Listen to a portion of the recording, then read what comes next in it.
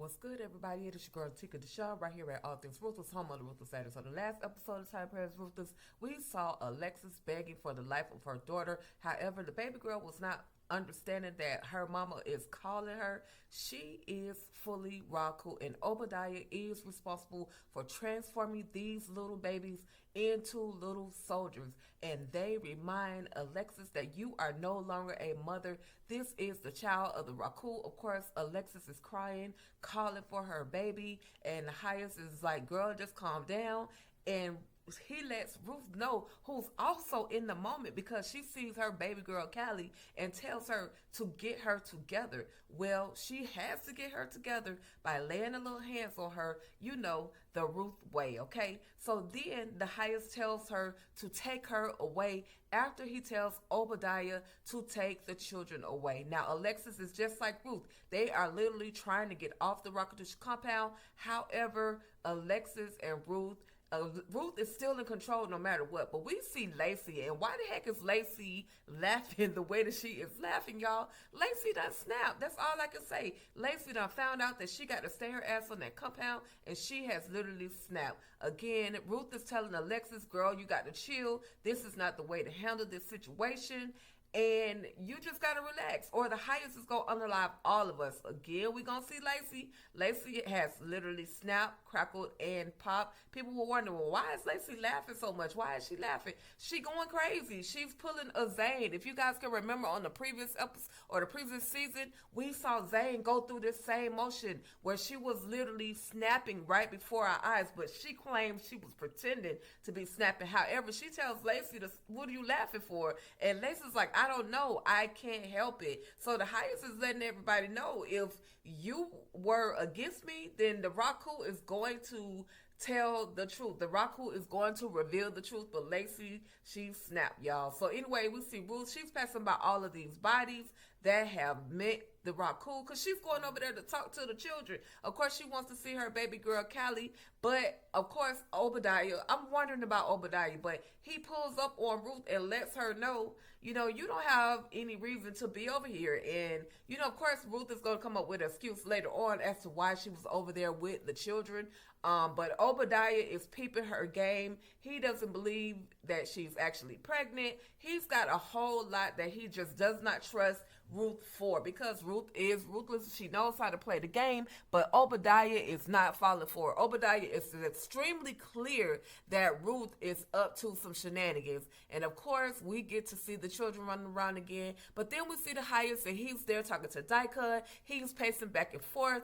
That man needs some of that stuff. He needs some blessings. And so he tells Daikon, hit me up, bruh.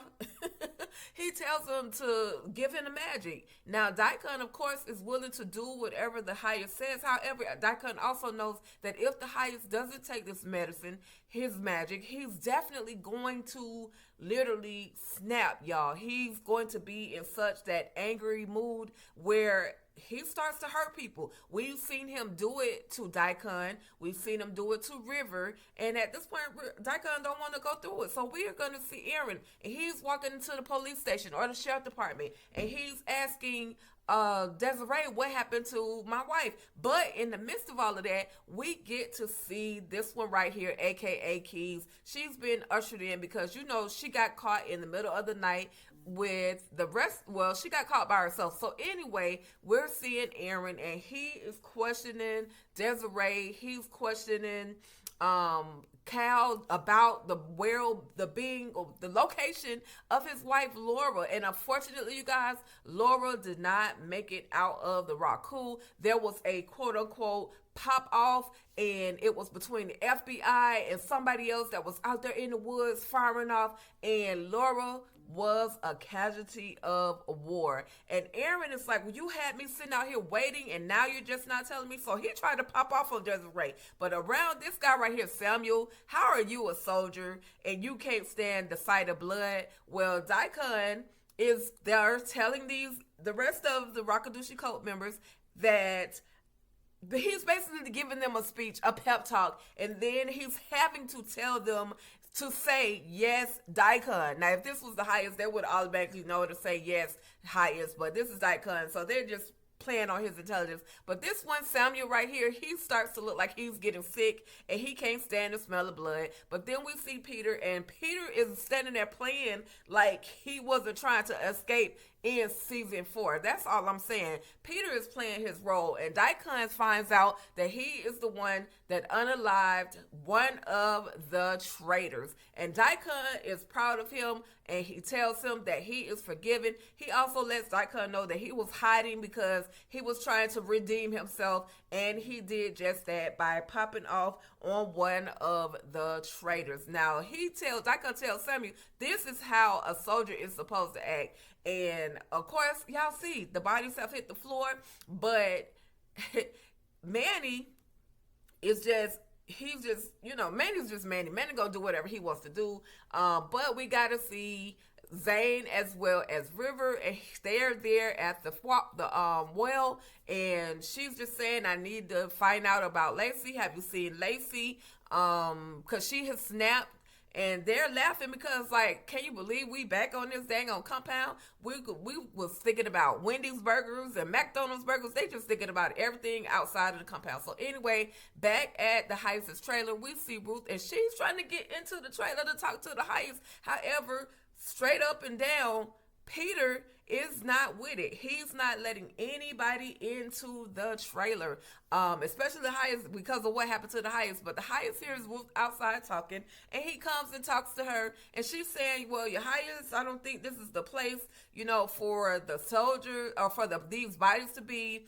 And so then the Heist tells her, well, I had a conversation with Obadiah, and he let me know that you were there to look at the children. So she says she just wants to find out how Obadiah changed the children the way that they were. So then we get to the punishment trailer with these fellas. Yes, I know y'all was looking at abs and eggplants and all that stuff, but there was actually a good storyline in between all of this. The Heist is trying to reprogram them. So rather than unalive George and Lewis, which I thought was going to happen, he's trying to reprogram them to become Rakadushi soldiers. And they're listening to this music, this voice of the Heist, and it's saying you're a great soldier, you're this, you're that. He's just telling them all the stuff to get into their head, trying to brainwash them. But then he plays this music from it's called Don Giovanni. It's by Mozart. This is some opera type situation,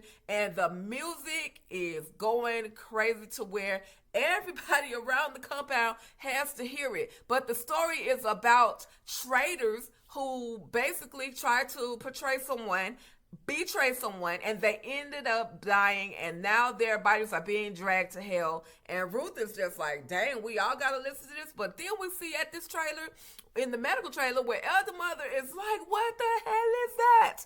Y'all know her accent. And Zane and Alexis are acting like they don't hear anything. Of course, Joan is laid out because she's in pain.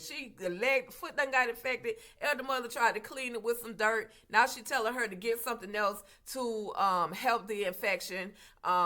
Telling her to get some other type of medicine, elderberry, that's supposed to help cure it. But Elder Mother, Zane tells Elder Mother, have you heard of migraine? And my Elder Mother's like, I heard of it, but it don't mean nothing to me. So anyway, she tells her to go take some rest, go get some rest. And this is going to give Zane time to walk around and do what she really wants to do, which is try to find Lacey. So then we see River trying to talk to Peter, and Peter told River that he basically was the devil, that you tried to trick me with your witchcraft. And clearly River got that fire slob on your knob game, because he had Peter shook. And so I'm sure Daikon maybe heard some of this, but Daikon says, ask River, what were you doing? Peter says he was trying to get into the punishment trailer, or into the Heist's trailer. But then River also says, he has a blicky. How could I actually get inside? How could he stop me? So of course River is going to have to bob and weave, because Daikon is on his trail. Daikon is not going to let him get away with the shenanigans. And also because he told him that he was hiding out in the woods, like trying to figure out what to do. But then we have it where where Manny actually corroborated his story. So back to the punishment trailer, we're seeing the highest, and this music, this crazy music is going all off. But Ruth convinces the highest to turn that music off because the people that are already unalive shouldn't have to listen to their this song about them being dragged to hell. So the highest believes her, and then they walk out of the punishment trailer, and he turns the music off, but then he turns his voice back on, and it's playing over and over and over. I am the highest. I will this and that. You know, this all Raku man. So anyway, they go to talk to Keys. Desiree and Cal go to try to talk to Keys to find out who she's working with. But Keys is quote unquote a G. She's not playing around. She's not giving away any information. But we do know that Keys is working with the cartel.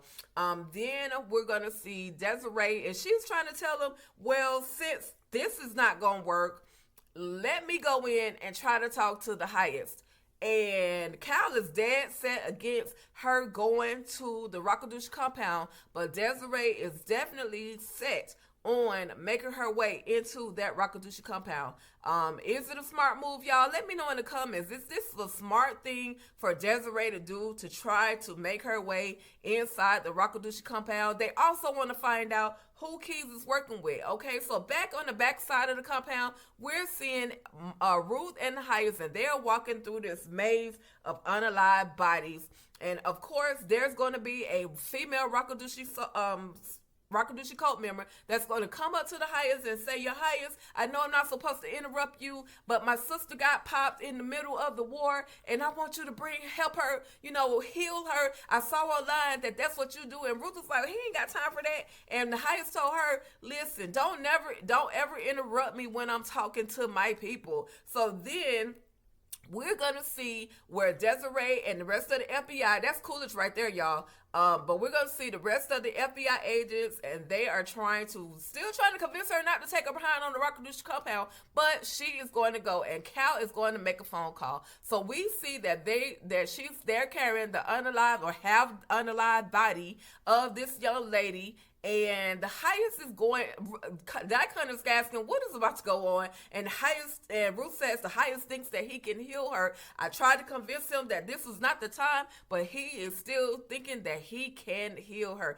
Y'all know the highest think he got magical powers, right? We know the highest ain't nothing but straight up cuckoo. So then we're going to see the highest being ushered into the pavilion. He's going to be lifted into that beautiful gold chair and escorted. Shout out to Geo Middlebrooks and the rest of the soldiers. I see you, sir. Salute to you. Thank you, and welcome to the Rakadushi compound. So we're going to see the highest, and he's speaking in the highest language and attempting to, he's going to make his way into the pavilion, and he's going to stand over this body of this young lady, and Ruth is going to try to jump onto him and say, hey, your highest, this girl they're trying to trick you. This girl is already unalived.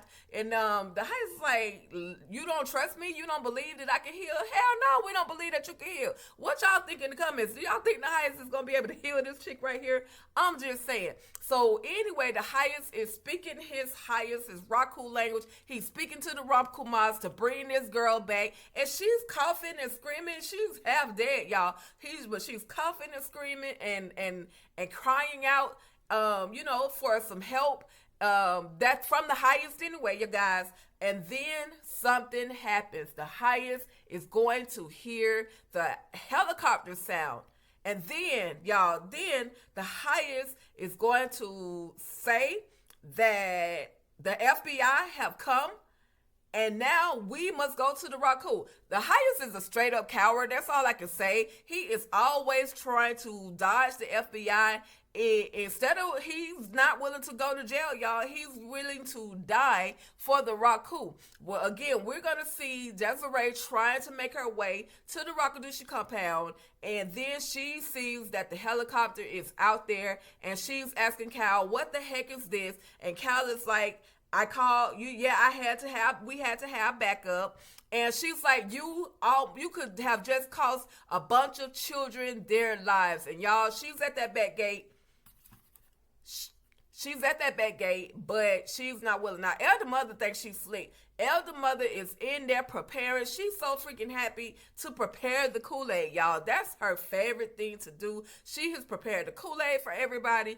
Matter of fact, she didn't even throw away the last portion from the last time around. So she is going to pour some in the chalice for the highest. And now she's ready, y'all. Look at that smile on her face. Salute the Elder Mother. Shout out to Baja Lynn, Odom's queen. Make sure y'all get that lipstick, that lip gloss, and everything else by Baja.com. Okay? Yeah, the highest is ready to take everybody out. The highest is ready to go to the Raku. And Ruth is over there calling Callie. And Callie's like, my name is Ruby. So Ruby, a.k.a. Callie, has now been programmed, which was something that Ruth was absolutely afraid of. Y'all, this is your girl, Tika Deshawn, right here at All Things Ruthless, home of the Ruthless Addicts. Make sure y'all are locked in for the next episode, which will be episode 3 recap from Tyler Perry's Ruthless. Yes, thank you guys so much for tapping in, tuning in, rocking with your girl, All Things Ruthless, home of the Ruthless Addicts. If you're new to the channel, new to the channel, follow me for the first time, hit that subscribe button as well as that notification bell. Make sure you're locked in to your girl Tika Deshawn right here at All Things Ruthless. Thank you so much for tapping in, tuning in, and you already know, stay ruthless.